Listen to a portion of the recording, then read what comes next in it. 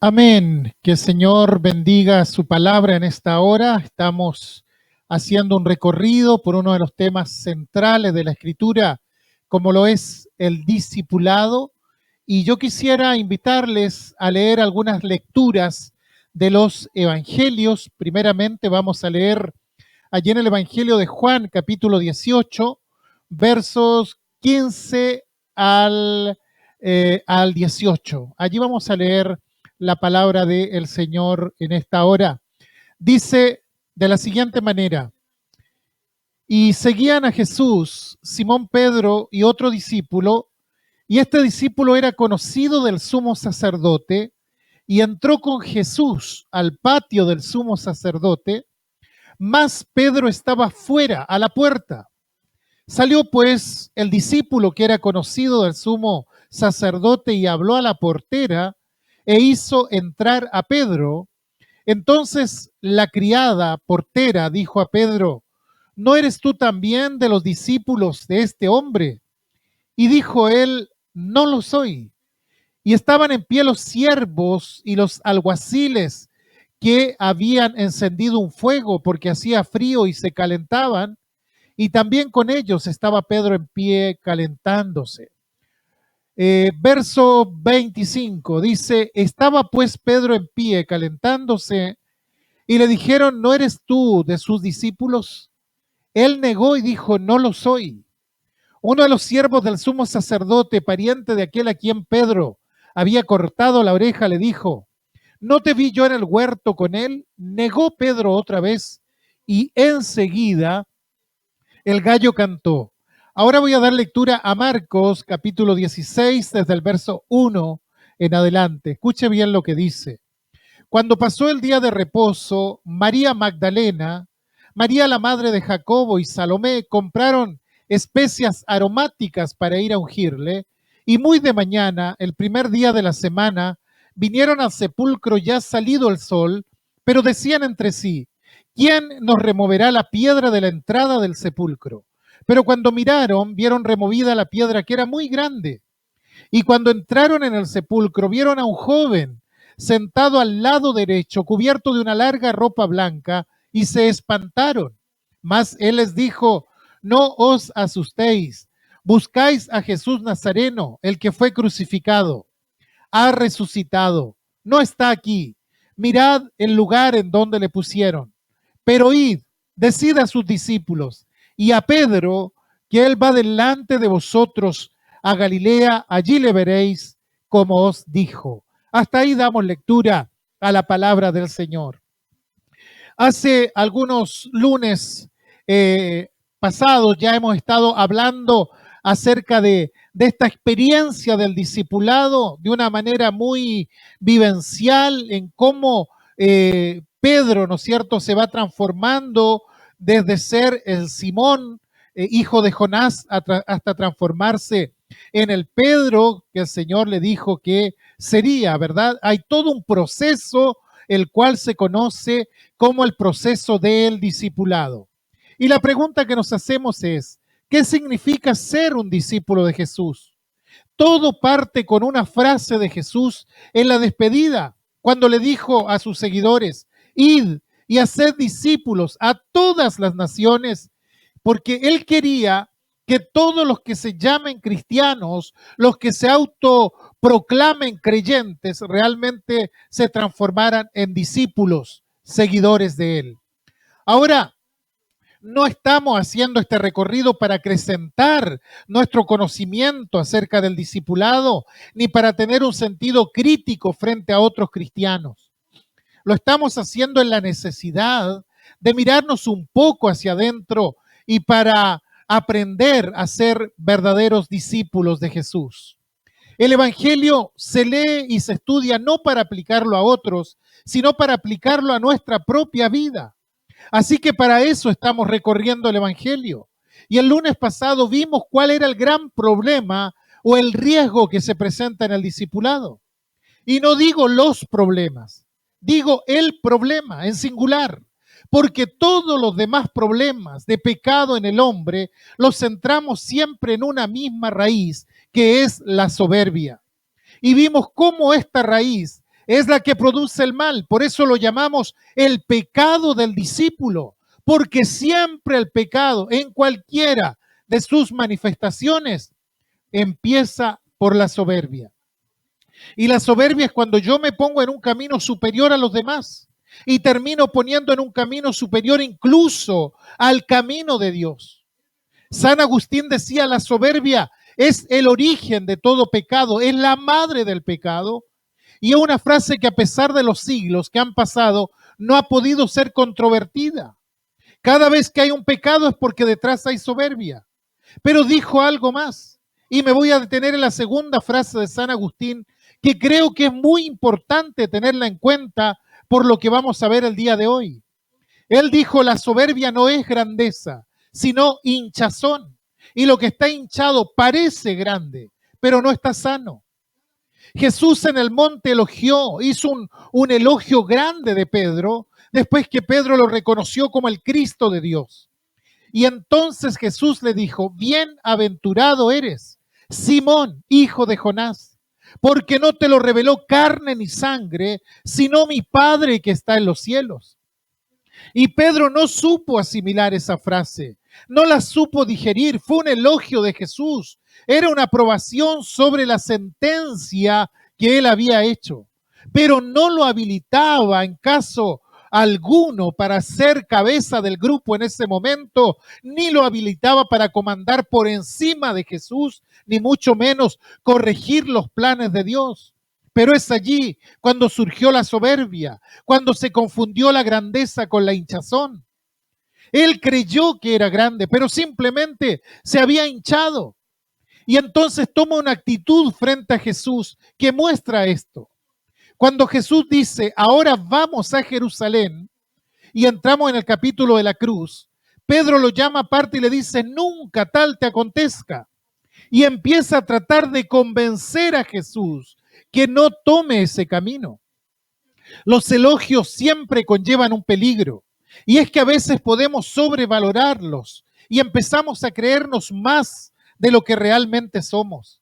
El apóstol Pablo advierte en la carta a los romanos diciendo que ninguno tenga más alto concepto de sí que el que debe tener, sino que piense de sí mismo con cordura. Y es difícil tener cordura cuando uno piensa sobre sí mismo. Tener cordura es tener equilibrio, es saber dónde estoy parado, es no creerme más de lo que soy, pero tampoco desvalorizarme. En otras palabras, es ubicarme en el lugar en que estoy, porque hay gente que tiene complejo de superioridad, mira a los demás y se cree superior a todos. Y Dios no hace superhombres, Dios hace hombres nada más. Entonces nadie puede arrogarse el papel de un superhombre. Pero hay también quienes tienen complejo de inferioridad frente a los demás y quienes no reconocen sus propias capacidades y creen entonces que no sirven para nada y resulta que Dios tampoco hace cosas inútiles. Lo que quiere decir que cada uno de nosotros tiene capacidades, pero también tiene límites. Y la sabiduría está en reconocer cuáles son los límites y cuáles son las capacidades. Esto es pensar en uno mismo con cordura, saber mantener el equilibrio, saber realmente quién soy yo. Pedro perdió la visión del discípulo, dejó de ser discípulo. Ahora, después del elogio, él se sentía tan grande que podía acercarse aún a Jesús para corregirlo. Y ese acercarse para corregirlo formaba parte no de la sabiduría, sino de la hinchazón que tenía. Cuando Pablo le escribe a los filipenses, les dice, nada hagáis por contienda o por vanagloria, antes bien con humildad, estimando cada uno a los demás como superiores a él mismo. Es decir, en la vida de relación hay que tener mucho cuidado con la soberbia, porque la soberbia es un mal consejero. Pedro perdió la cordura, dejó de pensar con criterio y entonces se desbordó. Se colocó por encima y como decíamos la semana pasada, la soberbia es precisamente eso, colocarme por encima. Y Pedro se puso por encima de los demás discípulos y llamó a Jesús aparte como diciendo, esto no tiene que escucharlo los demás porque entre nosotros hay un trato diferente, hay un trato superior. Y además de llamar a Jesús aparte, se puso por encima de Jesús y le dijo que rectifique los planes, que cambie esos planes. Y Jesús le dice, quítate de delante de mí, Satanás. Como diciendo, en la primera declaración te inspiró Dios cuando tú dijiste, tú eres el Cristo. Y yo reconocí eso. Pero esta vez está siendo instado por Satanás. Y así como una persona puede ser instrumento de Dios, puede también ser instrumento de demonios. Tenemos esas posibilidades. Y la cordura es saber manejarme cuando soy instrumento de Dios para bendición y saber frenarme cuando voy a ser un instrumento del demonio para estorbar lo que Dios está haciendo. Ese día Jesús le señaló el camino, le dijo, no es correcto lo que estás diciendo, no es grandeza tuya, estás inflado, estás hinchado y eso te lo está soplando Satanás. Los 6 meses siguientes que median desde este momento hasta la cruz, Pedro persiste en su soberbia. Diferentes pasajes del Evangelio nos van mostrando que se va oscureciendo la visión espiritual, que uno puede ser discípulo de Jesús, pero se le puede ir oscureciendo la visión espiritual. Y a Pedro se le va oscureciendo la visión espiritual. Y a medida que se le oscurece la visión espiritual, la soberbia va creciendo. ¿Por qué? Porque así como la tierra produce espinos y cardos, si la dejamos sin cultivar, no va a producir buena cosecha, sino que naturalmente producirá maleza. Así también la soberbia echa raíces en la vida del hombre. La soberbia se ramifica en nuestra vida y termina por dar fruto. Hay un fruto que es el fruto de la soberbia. Lo menciona el profeta Isaías cuando dice allí en el capítulo 10, verso 12, y castigará Dios el fruto de la soberbia del corazón y la gloria de la altivez de los ojos. Se refiere al rey de Siria particularmente, pero hay algo que trasciende desde allí, evidentemente. Entonces hay algo que es el resultado de la soberbia. Y nosotros podemos ver en la vida de Pedro cómo un discípulo cuando se le oscurece su visión espiritual y comienza a ser soberbio, cuando siente que está por encima de los demás y aún de lo que Dios dice, es evidente que se le va oscureciendo la vida espiritual y que la soberbia va a aumentar aún más. Lo primero que hace la soberbia es verbalizarse, es decir, a través de palabras. Por lo general, palabras hirientes, palabras poco compasivas o cada vez más hirientes a medida que va aumentando. Cuando Jesús se reúne con sus discípulos en el aposento alto para participar de la última cena, tiene un discurso maravilloso con ellos, hablándole del futuro, de lo que Él va a hacer, y salen para Getsemaní. Es el último momento que van a pasar antes de la cruz y Jesús les advierte, miren lo que va a suceder esta noche. Esta noche se va a producir escándalo entre ustedes. Esto está escrito. Lo dijeron los profetas. El pastor va a ser herido y las ovejas se van a dispersar. Y Pedro entonces verbaliza su soberbia. La soberbia emerge desde dentro de él y dice, aunque todos te nieguen, yo jamás. Es una expresión verbal de la soberbia que había en su corazón. La soberbia a medida que va creciendo sube a las palabras. Con esa expresión él estaba diciendo, yo soy diferente de los demás. En lo concerniente a mi persona, los profetas se equivocaron. Ellos pueden ser los que te nieguen, pero yo jamás te negaré. Todos podrán ser dispersados, pero yo no. Estaré ahí para acompañarte, sea a la cárcel o a la misma muerte. Yo no pertenezco al grupo de los dispersos. Yo soy superior a ellos. Estoy por encima de la profecía. Estoy por encima de mis compañeros y estoy por encima de todas las palabras que se hayan dicho. Es decir, la soberbia ha hablado. El segundo paso de la soberbia es la materialización. Primero se verbaliza, después se materializa. ¿Y cuándo se materializa la soberbia? Cuando llegan a Jesús para aprenderlo, entonces Pedro saca una espada porque él lo va a impedir. Y aquí tenemos la soberbia materializada. Es el discípulo que ha perdido totalmente el rumbo. Y Jesús le dice, mete la espada en la vaina porque la copa que el Padre me ha dado no la he de beber. Y entonces la soberbia fructifica, es decir, primero se verbaliza, después se materializa y después vienen los funestos resultados. Es todo un proceso la soberbia que vive Pedro. ¿Y cuál es el fruto de la soberbia? Dice que Pedro empezó a seguir a Jesús de lejos para ver el fin. Quería ver cómo terminaban las cosas. A Jesús lo llevan a la casa del sumo sacerdote. El primer juicio lo van a hacer los judíos. Y a la casa del sumo sacerdote no pueden entrar todos. No puede entrar Pedro, pero allí está Juan, porque Juan es conocido del sumo sacerdote. Y Juan sale y ve a Pedro y le dice, déjelo entrar. Y Pedro entra y está esperando un desenlace trágico. Él no espera que la palabra de Jesús en cuanto a la resurrección se cumpla. Él espera el desenlace trágico y se acerca al fuego de los criados. Es el único fuego al que se puede acercar a observar a la distancia cómo juzgan a Jesús y qué va a pasar con él. Y tres veces lo vinculan a Pedro con Jesús.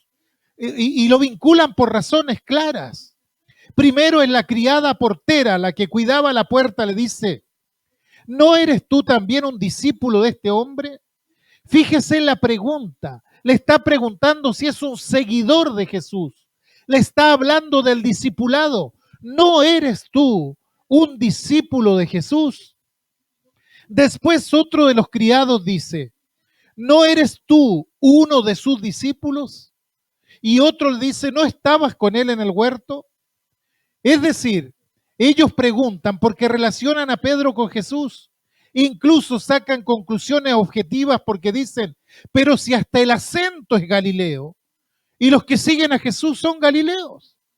Y Pedro dice, no, no lo soy, no lo soy. Ese no lo soy es la negación del discipulado. Niega ser un discípulo, no se identifica como un seguidor de Jesús.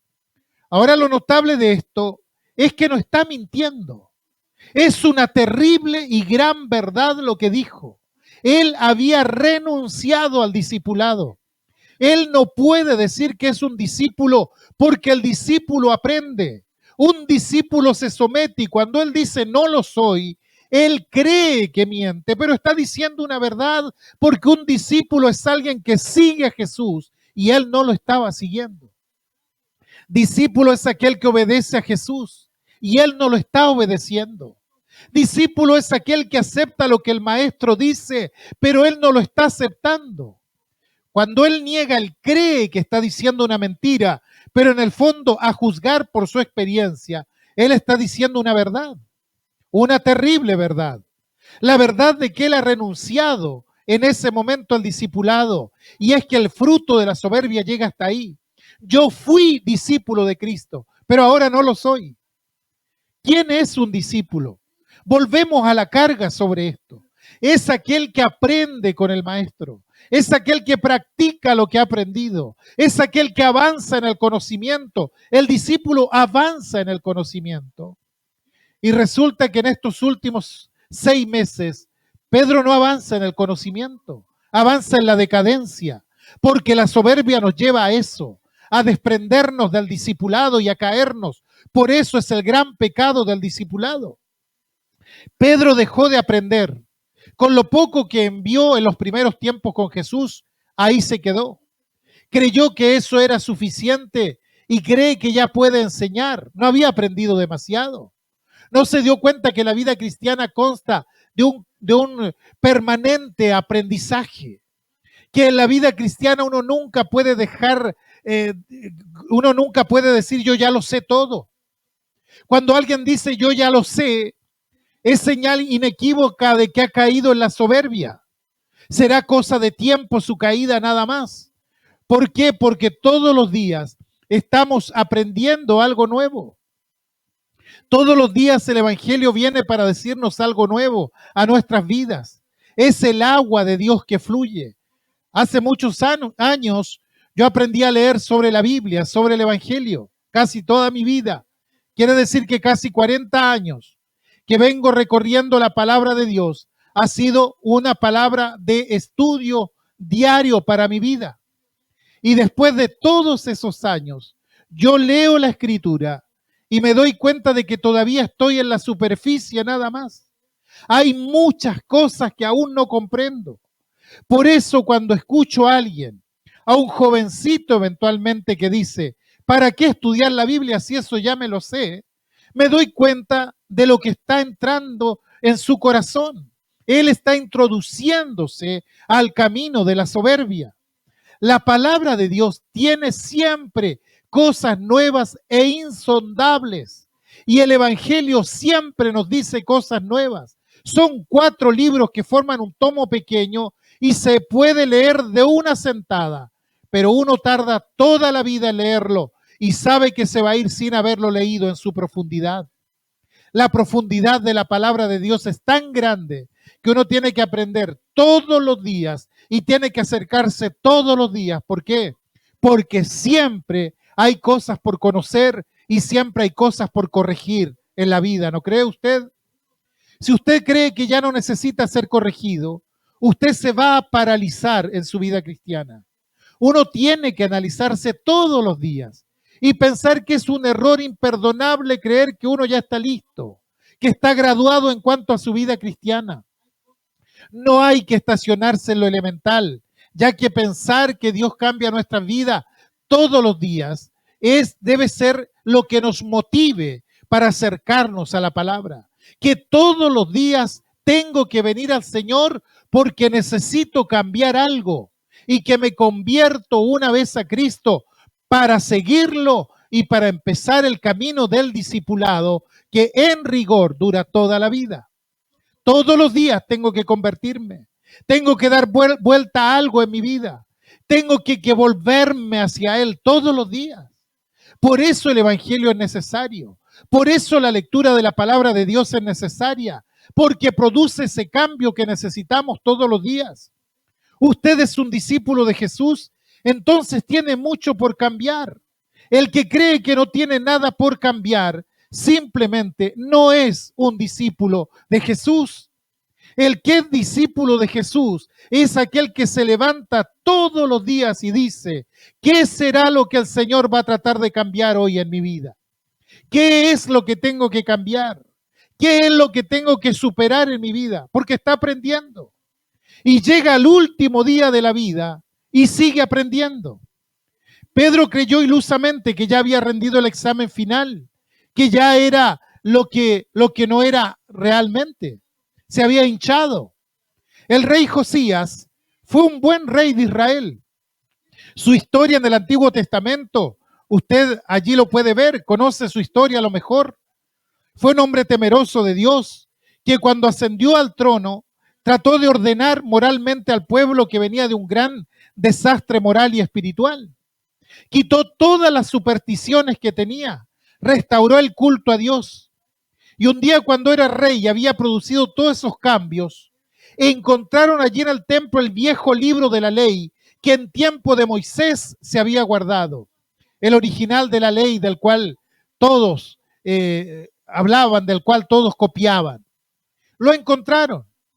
Habían abandonado tanto el templo de Dios que habían perdido el libro fundamental.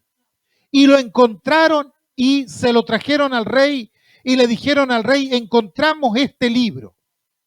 Y el rey dijo, a ver, léalo. Y se sentó y empezó a escuchar. Y dice que cuando estaba escuchando, tomó su vestido y lo rasgó. Y el rasgar los vestidos era una señal de humillación delante de Dios.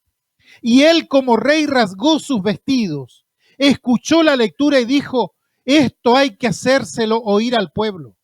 Y lo llevó al pueblo y lo que era en ese momento una reforma superficial se transforma en una renovación espiritual para todo el pueblo, porque no se contentó diciendo, ya hemos llegado, ya no nos falta nada. Él se dio cuenta cuán falto estaban, porque entendió que todavía se podía dar un paso más adelante y abrió ese libro. Y ese libro comenzó a hacer la obra porque era la palabra de Dios que renovaba su corazón. Cuando los discípulos camino de Emaús se estaban alejando de Jerusalén pensando que todo ha fracasado, Jesús de incógnito se acerca a ellos. Ellos no lo reconocen y le dice, ¿por qué están tristes? Y dicen, ¿tú eres el único que no sabe lo que ha sucedido en estos días? De Jesús Nazareno, de su crucifixión, de su muerte. Y Jesús comenzó a abrirle las escrituras y comienza a decirle, pero Dios ha dicho esto. Y mientras habla, el corazón de ellos se va encendiendo. Cuando un corazón comienza a apagarse, necesita ponerse en contacto con el Evangelio, la palabra de Dios, para que se encienda. Si nos caemos en el camino de la soberbia y nos pasa lo de Pedro, que llega un momento en que estamos lejos porque Pedro cayó, porque pensó que era perfecto como era, y no hay nada peor que creer que uno es perfecto como es.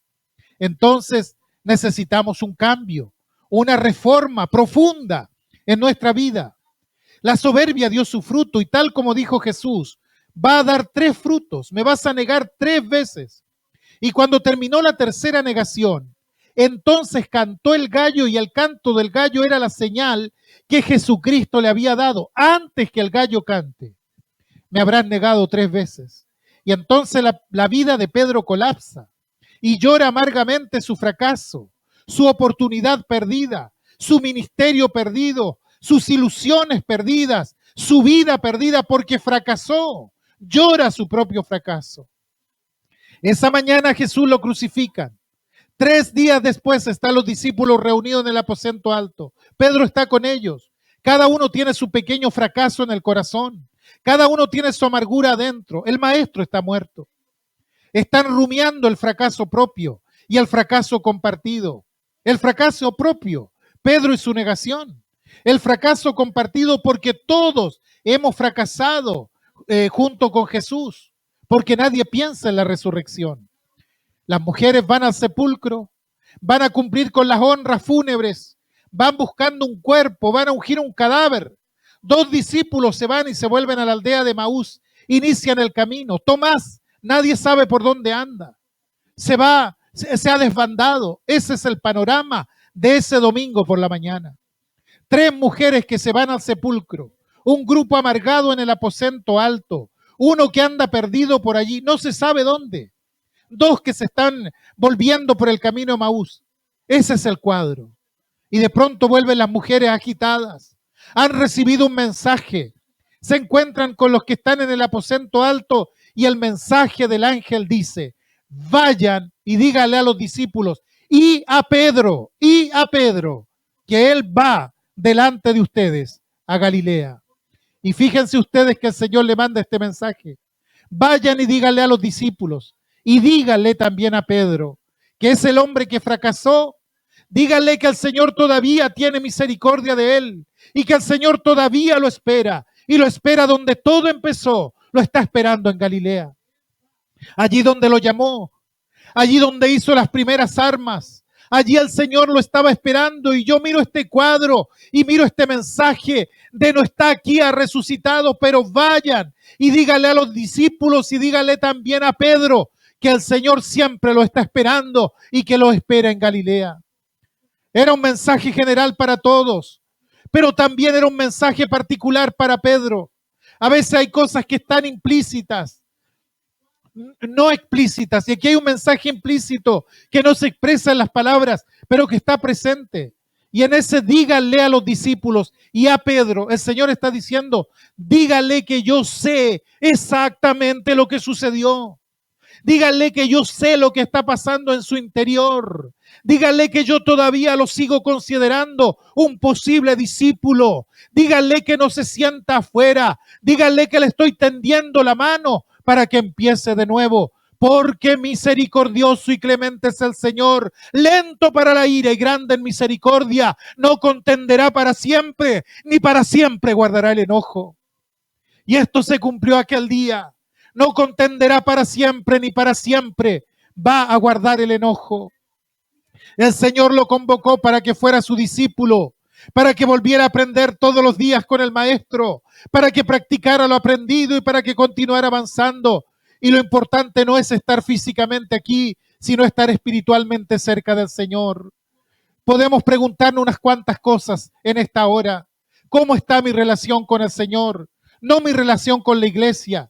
Mi relación con la iglesia debe estar bien, porque vamos a los cultos. La pregunta crucial es ¿cómo está mi relación con el Señor? En una escala del 1 al 10, ¿cómo calificaría su discipulado? ¿Cómo calificaría yo mi discipulado? ¿Estoy albergando soberbia en mi corazón? ¿Siento que estoy por encima de los demás? ¿Siento que puedo rebatirle al Señor y hacer mi propia voluntad antes que la suya? ¿Puedo decir que se está cumpliendo el propósito de Dios en mi vida? Si con toda honestidad y objetividad reconozco que me está faltando sustancia, tengo que escuchar esta palabra de Jesús que me está diciendo, yo todavía te estoy esperando en Galilea, donde todo empezó, donde empezaste a ser discípulo, porque con Cristo siempre se puede volver a empezar. Y si en ese examen interno te das cuenta de que espiritualmente no estás ubicado en el lugar donde deberías de estar, piensa por un momento que en el corazón de Jesús está tu nombre y que si Jesús te ha hablado esta hora es porque te está ofreciendo una nueva oportunidad, que en este día tal vez este mensaje del Evangelio pueda servirte para volver a Galilea, para encontrarte con Jesús y comenzar de nuevo verdaderamente, porque Dios nunca desecha para siempre y con Él siempre podemos volver a empezar. Si estás lejos, empieza de nuevo hoy con Jesús. Todavía Él te espera y te recibe como discípulo.